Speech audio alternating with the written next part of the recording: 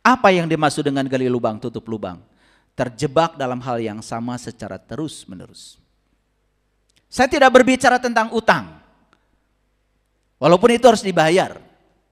Tapi utang yang paling besar adalah ketidaktahuan kita pada jati diri kita sendiri. Dulu kita pernah tahu siapa Tuhan kita. Dan kita pernah bersaksi saat ditanya oleh Allah, alastu birabbikum. Dan saat itu kita semua serempak menjawab, qalu bala syahidna. Ya, aku menyaksikan. Tapi seiring dengan buah-buah huldi yang dimakan oleh Adam, lalu Adam kehilangan kesadarannya, jatuh ya, terusir dari surga.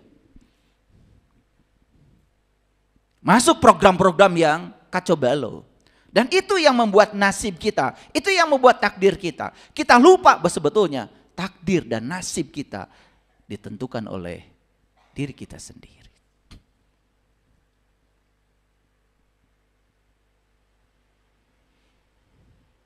Jadi gali lubang tutup lubang itu artinya terjebak dalam hal yang sama secara terus menerus. Perhatikan saya.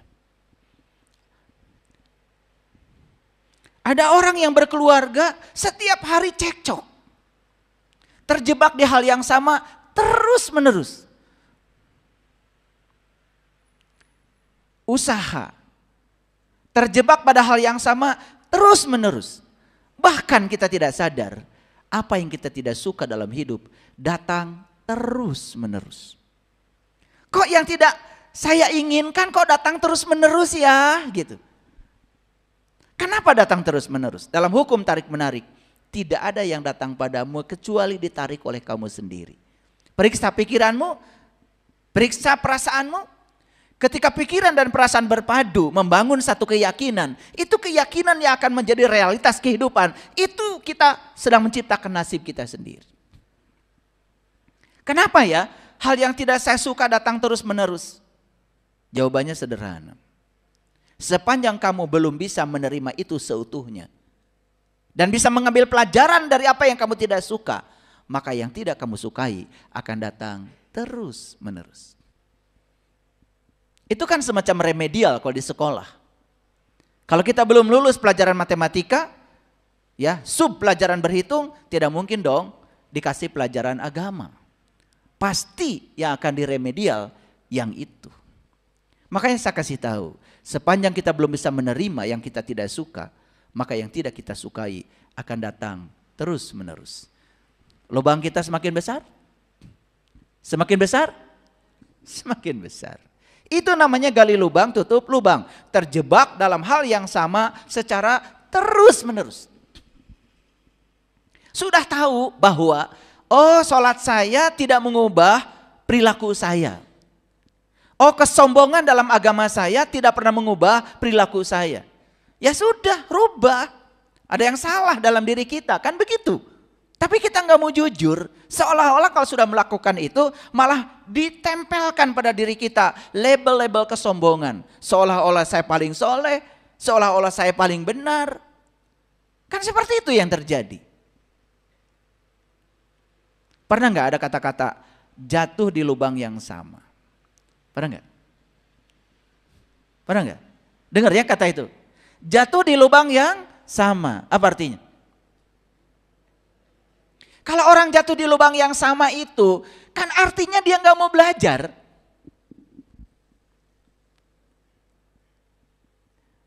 Kalau binatang jatuh di lubang yang sama, ya karena dia tidak berpikir. Tapi kalau manusia jatuh di lubang yang sama, kan disangsikan, ya, identitas kemanusiaannya. Betul nggak?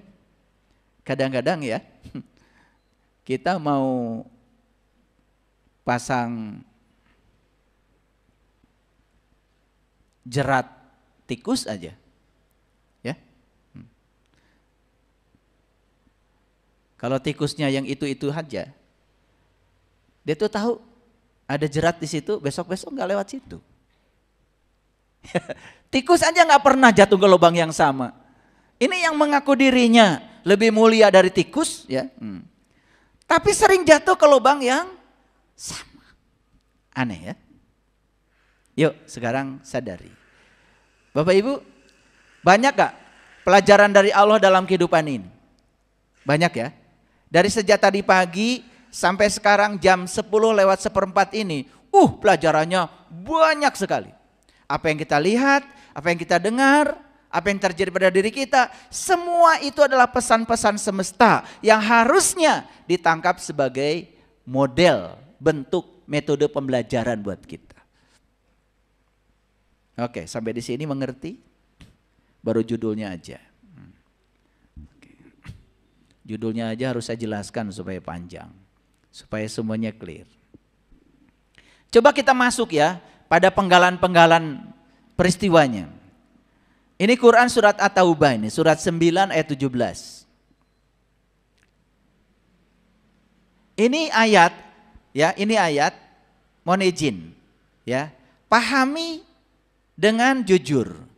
Pahami dengan jernih. Coba kosongkan dulu. Kalau pernah membaca ayat ini dengan penafsiran yang lalu, udah lepaskan dulu. Kali ini semoga ada sesuatu yang menyelinap, yang baru, pemahaman yang lebih dalam lagi. A'udzubillahi minasyaitonirrajim, bismillahirrahmanirrahim. Maka lil musyrikin ayamuru masajidallah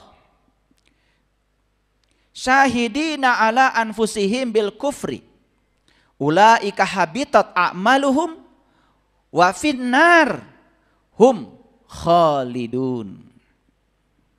Ini udah saya coba lihat ya bahasa Arabnya dan kemudian bahasa terjemahkannya. Jadi ini udah saya coba klopkan ya. Maka nalil musyrikin ya, tidak pantas orang-orang musyrik ayamuru masajidallah, memakmurkan masjid Allah. Makanya sekali lagi ini perlu kejujuran. Ya, ini yang dibicarakan bukan Masjid Al-Falah, bukan Masjid Al-Hikmah, bukan Masjid Istiqlal, yang dibicarakan masajidallah. Ingat ya, masjid Allah. Kalau masjid Allah berarti masjid buatan siapa? Buatan Allah. Saya tidak cerita masjid buatan manusia ya. Itu bang udah banyak yang ngurus. Ini yang saya bicarakan masjid Allah. Kan kita ini kadang-kadang aneh ya. Aneh ya. Yang bikin masjid kita, tapi kita sebut itu adalah masjid Allah. Padahal yang buat kita. Masjid itu bahasa Arab hadirin, artinya tempat. Jadi masajidallah bertempatnya Allah. Di mana Allah bertempat? Ya tanya Allah. Allah sudah ngasih info pada kita. Allah mengatakan, aku bersamamu loh. Bahkan lebih dekat daripada urat nadi lehermu. Jadi kalau begitu, ayat itu alamat bukan? Alamat. Jadi Allah bersama siapa? Bersamamu. Ya kan? Bahkan lebih dekat daripada apa? Urat nadi lehermu. Betul nggak? Iya. Bahkan Allah dalam diskusi mengatakan, langit dan bumi tidak akan cukup menampung zatku, tapi kolbunya orang yang beriman, itulah rumahku. Jadi istilah lain untuk masajidallah itu adalah baitullah. Jadi baitullah itu artinya rumah Allah. Kalau Allah bersamamu, berarti rumahnya juga adalah dirimu. Paham? Oke. Makanya di ayat ini orang-orang musyrik, siapa orang musyrik? Orang musyrik itu orang yang menduakan Tuhan. Jujur ya. Takut kehilangan Allah atau takut kehilangan deposito? Jujur ya. Jujur ya. Saya jarang ya ada orang stres karena takut kehilangan Allah. Tapi saya melihat orang stres takut kehilangan pekerjaan, takut kehilangan uang, takut bisnisnya gagal, banyak. Kira-kira dia menempatkan Allah di atas atau di bawah? Ini saya kasih tahu, siapapun yang menempatkan Allah selalu di bawah dari segala yang kita banggakan, siap-siap aja bangkrut. Saya baru saja ngasih pelatihan kemarin di Kediri. Ada karyawan dikumpulkan yang punya perusahaan, lalu saya kasih pelatihan. Pertanyaan saya sebelum saya memberi pelatihan itu, kenapa kalian bekerja? Itu pertanyaan saya. Jawabannya apa? Kalau saya nggak kerja, saya nggak punya uang. Kalau saya nggak punya uang, saya nggak bisa nyekolahin anak. Kalau saya tidak punya uang, saya tidak bayar cicilan. Kalau saya nggak punya uang, saya tidak bisa makan. Kesimpulannya, mereka bekerja karena takut sesuatu. Setuju? Jadi apa yang menggerakkan dia? Allah atau ketakutan? Tidak ada satu karyawan pun yang mengatakan, saya bekerja karena saya percaya. Saya ada di perusahaan ini direncanakan oleh Allah, dan saya di perusahaan ini diberi daya oleh Allah untuk menjadi kepanjangan tangan Allah, menyampaikan cinta kasih Allah lewat keahlian yang Allah titipkan pada saya. Gak ada. Dan itu yang saya harapkan tadinya. Jadi saya bilang saya cocok diundang ngasih motivasi di perusahaan ini, karena ternyata niat kalian bekerja salah. Jadi kalau niat bekerja karena uang, berarti uang di atas Allah. Tapi kalau niat bekerja karena ingin menjadi kepanjangan tangan Allah, menjadi pelayan Allah, melayani orang-orang yang butuh pertolongan Allah lewat peran saya, apakah tidak dapat uang? Bisa jadi uangnya melampaui yang dia pikirkan.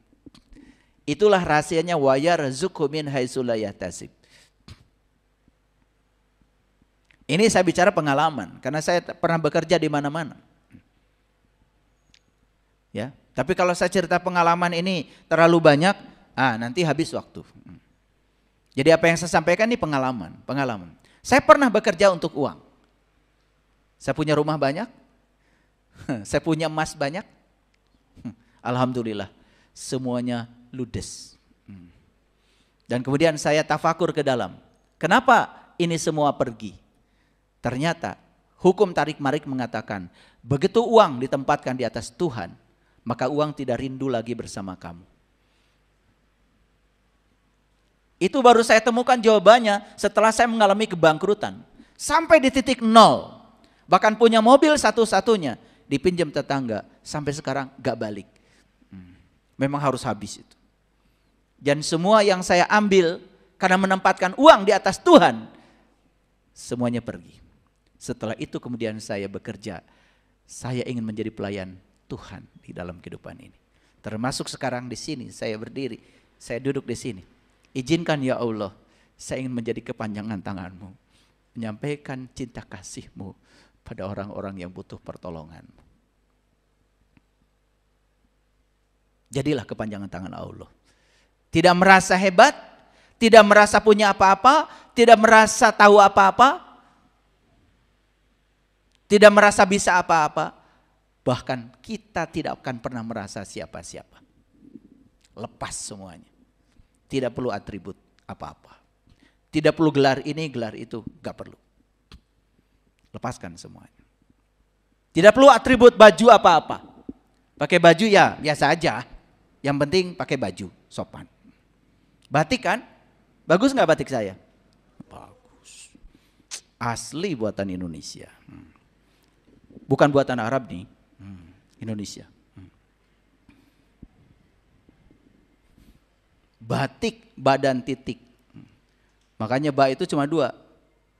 Ya, kayak mangkuk kosong di bawahnya titik. Titiknya masih di luar tuh. Makanya coba usahakan supaya titiknya masuk ke dalam. Begitu masuk ke dalam namanya jadi nun. Betul nggak? Makanya ba tu baitullah, nun tu nurullah. Temukan cahaya Tuhan dalam baitnya. Nanti masjidmu menjadi makmur. Jadi hakikatnya masjid, masajidallah, sebetulnya adalah diri kita sendiri. Suka mendengar perintah Allah dari sini? Suka mendengar seruan Allah dari sini? Ada? Coba, suka menyeru nggak Allah? Jangan bohong. Itu namanya azan. Itu azan itu. Itu mendengarkan suara azan. Allah yang menyeru. Jangan bohong. Jangan sakiti orang. Hormati orang tuamu. Ada di sini. Ada seruan dari situ. Dan Allah sedang menyeru kita. Didengarkan gak suara azan itu? Kita taunya azan itu yang Allahu Akbar, Allahu Akbar. Ya pakai speaker. Azan itu Allah menyeru kita. Allah suruh kita mendengar suaranya dari dalam. Coba ikuti. Siapapun yang ikuti itu pasti selamat.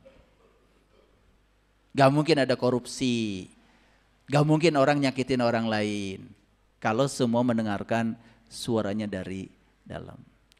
Jujur, suka mendengar gak suara seruan Allah dari dalam? Suka? Diikuti gak? Nah itu, ikuti ya. Gak apa-apa. Ya sebelum ini belum ngikuti gak apa-apa. Tapi setelah ini, yuk kita ikuti. Kita bikin agar lubang yang besar itu kita tutup mulai saat ini. Setuju? Jadi siapa orang yang musyrik itu? Orang yang musyrik itu orang yang menduakan Tuhan. Kenapa dia menduakan Tuhan? Gara-gara satu, dia belum tahu dan kenal kepada Tuhan. Jadi penyebab dari syirik. Syirik itu perbuatannya, musyrik itu nama orangnya. Orang yang musyrik itu karena dia masih melakukan tindakan syirik. Syirik itu menduakan Tuhan. Gara-gara satu. Apa itu? Tidak tahu Tuhan. Makanya itulah yang disebut dengan lubang besar, dosa besar. Maka di Quran dikatakan innallaha la yaghfiru ayyushraka bih wa yaghfiru ma dzuna dzalika liman yasha. Sesungguhnya Allah tidak akan pernah mengampuni dosa syirik, tapi Allah sudah mengampuni dosa apapun yang selain dari syirik.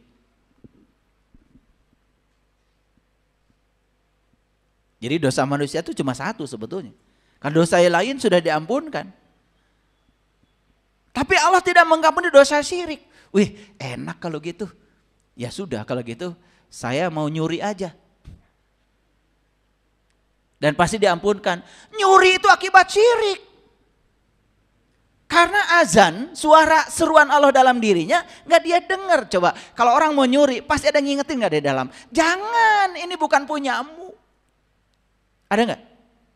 Ketika dia melakukan, jadi sebenarnya mencuri itu anaknya dosa syirik. Wah kalau begitu sudah saja saya berzina aja. Karena yang tidak diampunkan dosa syirik kan. Berzina itu anak turunannya dari syirik. Kalau orang sudah mendengarkan suara Tuhan dalam dirinya gak mungkin itu dilakukan. Kalau gitu gak apa-apalah saya ngomongin orang. Karena kata Quran yang tidak diampunkan dosa syirik. Kan ngomongin orang berarti diampunkan. Tahu nggak orang yang ngomongin orang? Itu turunannya dari syirik. Kan sudah ada seruan dari dalam. Jangan ngomongin orang. Tapi kamu lakukan. Syirik nggak? Syirik. Jadi sebetulnya syirik itu sudah kelihatan sekarang dalam bentuk turunan. Oke, saya nanya sekarang. Orang jualan di pasar, nipu orang, syirik? Syirik. Kalian ngomongin orang lain, padahal orang lain gak tahu, syirik? Syirik. Kalian marah-marah di jalan, gara-gara senggolan, syirik gak? Syirik. Jadi akhirnya semua dosa itu jadi syirik. Paham sampai sini? Karena banyak yang salah dengar kajian saya. Oh enak kalau gitu ya. Yang penting saya enggak syirik. Dia pikir syirik itu enggak ke dukun gitu. Dia pikir syirik itu yang penting enggak bikin sesajen gitu. Aduh, semua hal yang melanggar seruannya Allah di dalam syirik. Paham sampai sini? Oke. Sekarang masuk akal enggak? Kalau orang yang syirik, orang yang musyrik tidak bisa memakmurkan masjid Allah. Setuju enggak? Ketika kita tidak mau mendengar suara seruan Allah dari dalam, maka ini makmur enggak? Enggak, kering kerontang. Lihat tuh, orang yang sering melakukan kejahatan dan maksiat, kering kerontang, enggak makmur masjidnya itu. Ya, saya tidak cerita Bapak Ibu datang ke pengajian banyak, itu udah selesai. Silahkan itu teruskan. Saya tidak cerita itu. Tapi saya juga sedang cerita kok yang sering datang ke situ juga ternyata nggak berubah ya. Habis di situ kan tetap ngomongin orang. Sebagian, oknum, nggak semua, ya sebagian besar maksud saya. Ya sebagian kan, iya. Betul nggak? Saya kadang-kadang dulu ya suka diundang di kajian-kajian gitu. Dulu, kalau sekarang saya nggak terima undangan. Dulu, saya bingung itu. Ternyata di pengajian ada geng-gengan itu. Iya, geng ibu-ibu ini, geng ibu-ibu ini, geng ibu-ibu ini. Wah, saya juga kaget itu. Kaget itu. Karena apa? Geng ini curhat sama saya. Geng ini curhat sama saya. Geng ini membicarakan geng ini. Padahal di satu pengajian. Seragamnya sama, Bu. Bingung saya itu. Ya, makanya saya gak mau lagi datang ke situ. Cuman karena ikhfa dan idghamnya salah aja itu bikin geng baru itu. Karena suaranya falas bikin geng baru itu. Ini geng ibu-ibu yang suaranya bagus gitu kalau ngaji. Ini geng ibu-ibu yang falas. Itu ada gengnya tuh. Bukan membantu yang falas. Ini yang merasa dirinya sudah hebat ini malah menjelekkan yang ini. Bingung saya ngaji apa itu. Oke, bisa teruskan? Ini agak lama ya bahas ayat ini karena supaya tidak salah paham. Tapi ngerti ya, ulangi. Tidaklah pantas orang-orang musyrik itu memakmurkan masjid Allah. Setuju ya? Sepanjang kita masih syirik, masih menduakan Tuhan, sepanjang itu kita tidak akan bisa memakmurkan masjid Allah ini. Makanya apa yang terjadi? Maaf ya, yang tidak makmur masjidnya menakutkan. Wajahnya serem. Maaf ya ini. Aduh, saya suka serem gitu loh lihatnya ya. Itu. Ya kalau di sini kan semua kelihatan seperti soleh. Betul nggak? Ini sekarang nih, yang di sini kan semua kelihatan seperti sabar. Seperti kan? Betul nggak? Kan sebetulnya aslinya kalian itu ketika berhadapan dengan kehidupan nyata. Di rumah, di jalan, kelihatan tuh. Betul nggak? Coba lihat tuh. Kalau orang yang gampang marah, itu gak makmur itu masjidnya. Orang gampang tersinggung, gak makmur masjidnya. Orang yang suka ngata-ngatahin kata-kata kotor, gak makmur masjidnya. Yang makmur itu di dalamnya kaya dengan sifat-sifat Allah.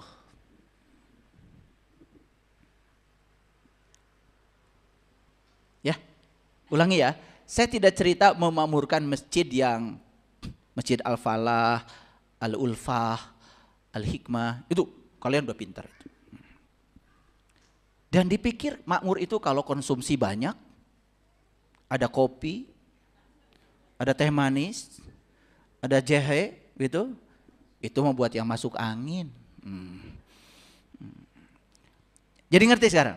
Kira-kira sekarang ngerti nggak? Ini masjid saya sudah makmur belum? Kalau yang makmur itu setiap yang datang kepadanya merasa tersantuni. Ketika orang datang kepadanya dia mengadu, dia itu bisa menenteramkan. Makmur. Karena energinya berlimpah. Jadi sekali lagi, masjid yang makmur itu adalah diri-diri manusia yang di dalamnya memiliki sifat-sifat ilahi. Itu yang disebut dengan ketuhanan. Nah kalau kesetanan, itu ciri bahwa masjidnya enggak makmur. Kira-kira kalian sering ketuhanan atau sering kesetanan? Tertawa dong. Saya tertawanya saya sendiri. Ya tertawakan dirimu sekali-kali ya. Paham ya? Oke.